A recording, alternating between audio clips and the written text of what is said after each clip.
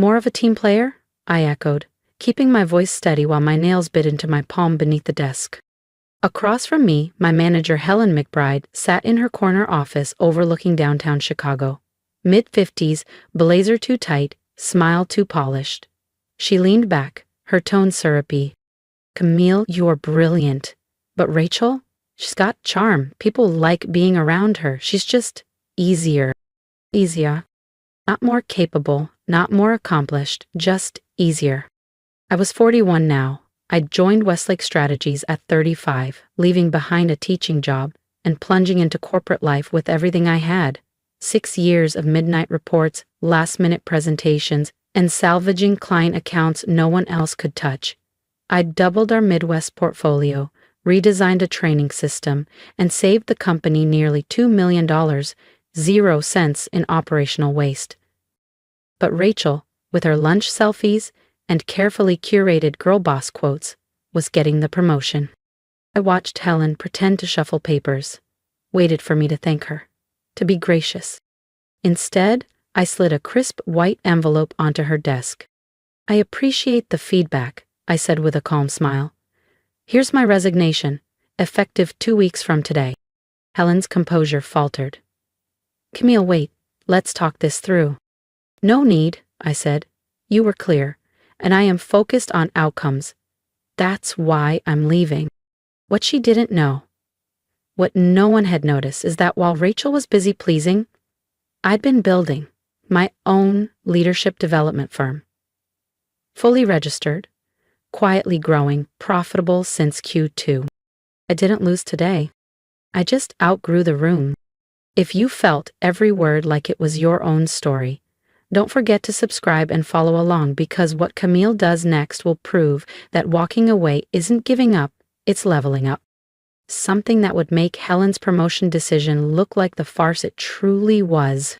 As I stepped out of her office, I felt the shift ripple through the River North floor of Westlake Strategies. Heads turned, conversations quieted. And I knew Rachel was already imagining where she'd hang her girl boss poster above my old desk. But I moved with calm purpose, returning to my space like it was just another Monday, because tucked inside that resignation envelope was a second document, one that would make Helen choke on her artisan latte. The following 2 weeks, theater. Rachel swanned through the bullpen with a latte in hand and a spotlight in her mind. On the 4th day, she leaned over my cubicle wall, lips curled in a smug half smile. "Camille, I hope you're not too disappointed. I mean, I know you really wanted that spot." I met her gaze briefly, while quietly backing up 3 years' worth of metrics, training manuals, and workflow optimizations, not to take, but to document. Every dollar saved, every system I designed, every outcome attributed to my team. "No hard feelings at all, Rachel," I said, smiling coolly. "You'll shine." She left, satisfied, but she didn't know what those results were built on.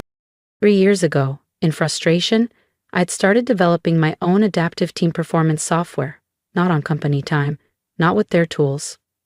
And last week, the patent was approved. That second page of my resignation detailed its impact, millions in revenue and retention tied directly to my IP. 1 week later, I got an email from Jared Lewis, CEO of Architect Solutions, our top competitor. Over coffee, he offered me more than a role. He offered equity, autonomy, a future. He slid a contract across the table. "We've been waiting for someone like you," Jared said, his tone steady, sincere. "Someone who understands that outcomes, not optics, build legacies." As I signed the partnership agreement, something shifted inside me. This was what real recognition felt like. Not applause for appearances, but respect for substance. On my final day at Westlake Strategies, just as I returned my access badge, Helen called me into her glass-walled office one last time. The polished calm she always wore had cracked. Her voice trembled. "Camille, we need to discuss the report you attached to your resignation." She held up the printed document with stiff fingers. "Why didn't you ever tell us about this platform you built?" I sat down across from her, slowly straightening the hem of my navy blazer. I did, I replied. 3 separate proposals over the last 2 years. You dismissed each one, said your priority was improving interpersonal chemistry across departments. Her eyes scanned the pages, color draining from her face as she absorbed the data. Operational savings, automated workflows, predictive project forecasting. And this is? Patented? She asked, her voice barely above a whisper. I nodded. Filed last fall, fully approved, and I've accepted an equity partnership at RK Tech Solutions. They're already preparing to scale it firm-wide. Helen exhaled sharply. Architect? Camille, no. You can't. That's our primary competitor in the Midwest. What about loyalty? I tilted my head slightly. Loyalty? You mean when you rewarded Rachel's charm over my contributions? Or when you sidelined my proposals because I didn't host enough happy hours? She opened her mouth, but I didn't wait. If you'd valued output instead of office politics, we wouldn't be here. We'll match their offer. Senior Vice President, just stay. I stood. It was never about the title, it was about being valued. As I left, I heard the frantic dialing behind me, but the damage already done. If you believe respect should be earned, not begged for, and you're ready to see what Camille builds next, make sure to subscribe so you don't miss the chapter where she goes from underestimated to unstoppable. The patent was mine. The ink on the partnership agreement? Dry. And as for Rachel, well, she was about to learn the hard way that charisma can open doors. But only substance keeps them from slamming shut. That evening, as I packed up the last of my things, I spotted a sticky note left on my monitor. Sad to see you go. Stay in touch. Rachel. I smirked, crumpled it, and tossed it into the bin. She'd hear my name again soon enough. In fact, the whole industry would. My first day at RK Tech Solutions felt like I'd stepped into a different universe. Gone were the beige walls and passive-aggressive Slack threads. My new office overlooked Lake Michigan, floor-to-ceiling windows, sleek design, and a nameplate on the door that read, Camille Bennett, Partner, Strategy, and Systems Innovation. But the real shift wasn't the title. It was the respect.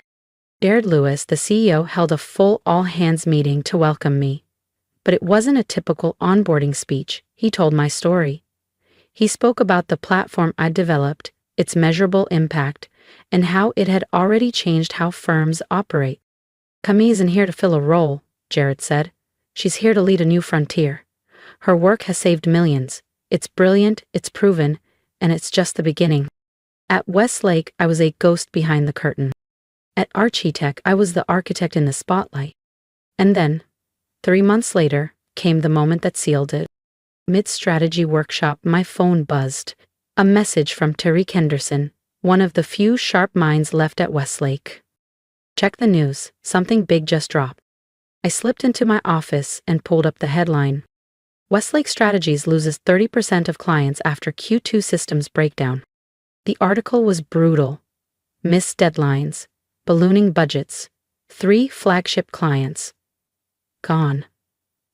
The report described Westlake's internal systems as fractured, outdated, and alarmingly dependent on undocumented processes. But one quote hit home, from a former client of mine. Service has collapsed, said Thomas Kwan, CEO of Terra Nova Solutions. We once trusted Westlake with enterprise-level integrations. Now, they can't even deliver on basic timelines. It's like the backbone of their operations disappeared. I smiled. Ted, I was that backbone, the system they'd undervalued, dismissed, and handed off to someone with zero understanding of how to sustain it. A second buzz, this time from Tariq. Rachel's having a full-blown meltdown in the break room. I leaned back, sunlight reflecting off the lake and spilling into my office. I didn't need revenge. I had results.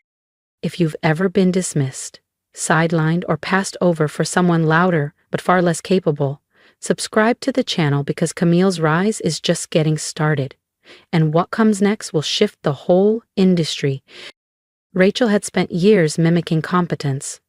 repeating buzzwords, smiling her way into rooms she didn't deserve to be in. But now, she was exposed?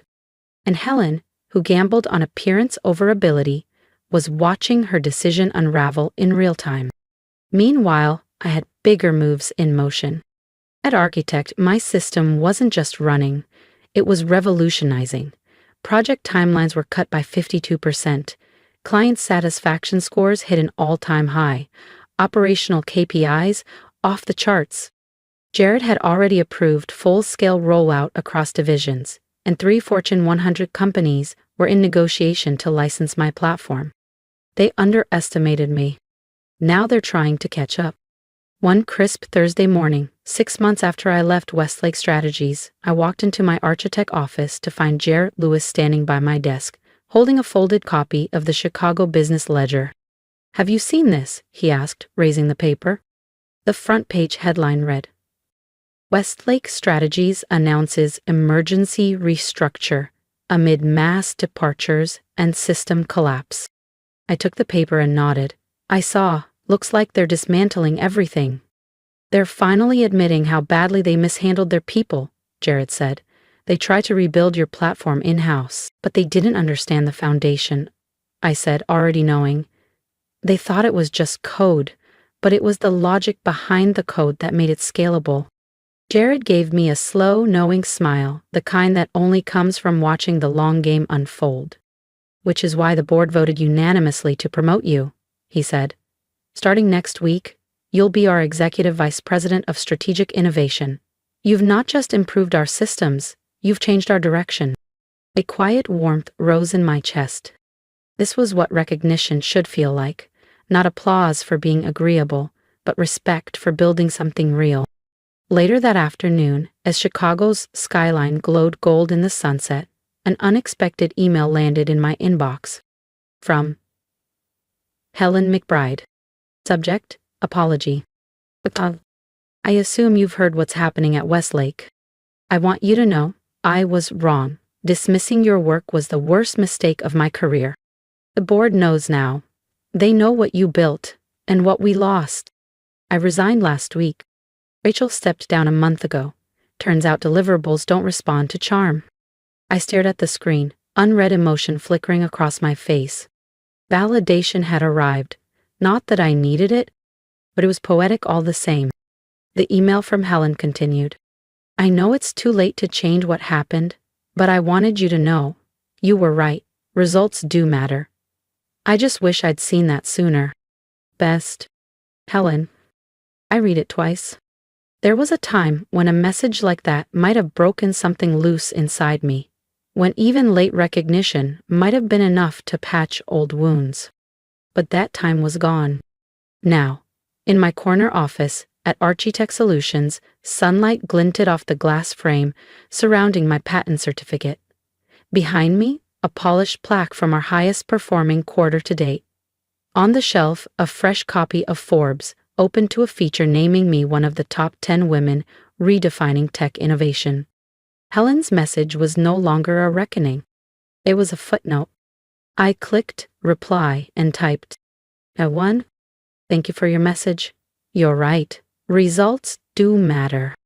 I wish you well in what comes next. Email."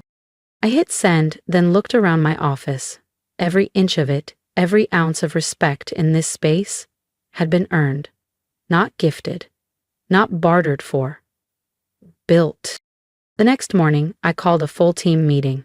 The room filled quickly. Engineers, analysts, designers. Not one person was there to show face. They were here because they cared. Once we settled, I stood. "Before we dig into our next major rollout," I said, "I want to share a quick story. Not about strategy or code, but about value, about recognizing it in others, and about never letting anyone else define your worth." Heads nodded, eyes sharpened. Now, we were building something bigger, together. As I spoke, I saw heads begin to nod. Eyes sharpened. People leaned in, not just to my words, but to the weight behind them. They understood. They saw that this company, our company, wasn't running on image or ego. It was running on integrity, on courage, on the belief that quiet strength, when aligned with purpose, builds movements. That evening, driving home past Westlake Strategies, I slowed at the light. Their once proud logo, etched into the side of the building, looked weathered now, dimmed by time and consequence. A for lease sign blinked weakly in the fourth-floor window. Downsizing, again. But I didn't feel smug. I felt grateful. Grateful they didn't see me. Grateful they dismissed what I created. Grateful because in pushing me out, they set me free to build something better. Because sometimes the greatest gifts come dressed as rejection. Sometimes being too focused on results is the very quality that makes you unstoppable. And sometimes the best way to respond to being underestimated is to build something so impactful they can't look away. My phone buzzed. A message from Tarut lit up the screen. Westlake's board is asking about you. They're wondering if you'd consider coming back as CEO. I stared at the screen, then typed back slowly. Appreciate it, Tariq. But I'm exactly where I need to be. Because real success isn't about going back to prove anyone wrong. And it's about proving yourself right. It's about standing firm in your own value, especially when no one else does. It's about refusing to shrink for someone else's comfort and choosing to rise for your own purpose. And that's where the story really begins. As I pulled into the garage of my Lincoln Park townhome, I found myself thinking about all the other Camillas out there. Quiet professionals doing exceptional work, constantly passed over because they don't shout the loudest or play the political game. Maybe this story, the one I lived, will reach one of them. Maybe it will be the sign they need to stop waiting for approval and start building without it. Because sometimes rejection isn't a dead end, it's a redirection. You take the dismissal, you take the silence, and you turn it into momentum, into systems, platforms, and legacies that prove your too much was always just code for you're beyond what they could handle. That night, sitting in my home office reviewing global licensing proposals for the system I once built in secret, I felt a deep sense of peace. Above my desk, framed in matte black, was the quote Helen once tossed at me like an insult. You're too focused on results. She wasn't wrong. That focus, it's exactly what brought me here. To leadership, to innovation, to clarity, to the place I was always meant to stand, on my own terms. If you've made it this far, thank you, truly. This story wasn't just about me. It was about every person who's ever been told they were too much, too focused, too serious, or just not enough in all the wrong ways. If you saw yourself in my journey, I want to hear from you. Drop a comment below. Tell me where you are in your own story, because I know how lonely it can feel when you're doing the work, getting the results, but still getting passed over. Been there.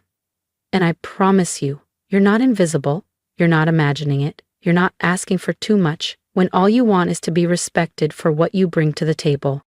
If this story moved you, please consider subscribing, not just to follow what happens next, but to become part of a community that believes in quiet strength, in earned success, in resilience without spectacle.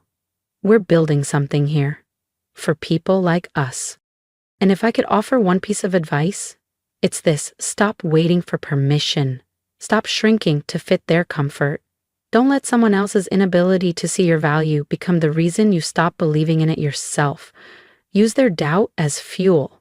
Use their silence as space to create. Keep showing up, keep building, because one day they'll realize what they lost, and by then you'll already be somewhere better, somewhere built by your own two hands.